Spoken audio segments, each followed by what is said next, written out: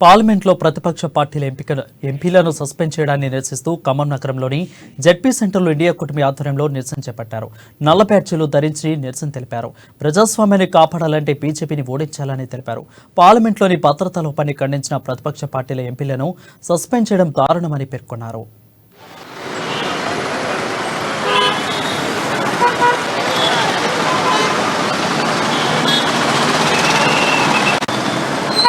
ముందు తలదించుకునే విధంగా మన దేశంలో ఉన్న పార్లమెంటరీ వ్యవహారాన్ని ఏకపక్షంగా నడిపిస్తున్నటువంటి మోదీ విధానాలకి నిరసనగా దేశవ్యాప్తంగా ఈరోజు ఈ నిరసన కార్యక్రమం తీసుకున్నాం.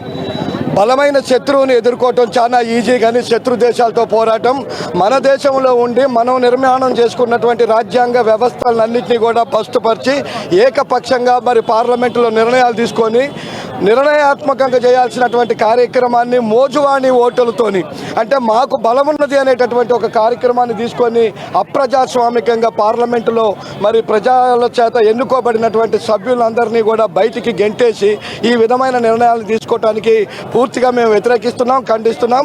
ఈ రాజ్యాంగ నిర్మాణం కోసం అనేక మంది త్యాగదనులు త్యాగాలు చేసి భారతదేశాన్ని ఒక ప్రపంచ దేశాలన్నీ గర్వపడే విధంగా మనం రాజ్యాంగాన్ని నిర్మాణం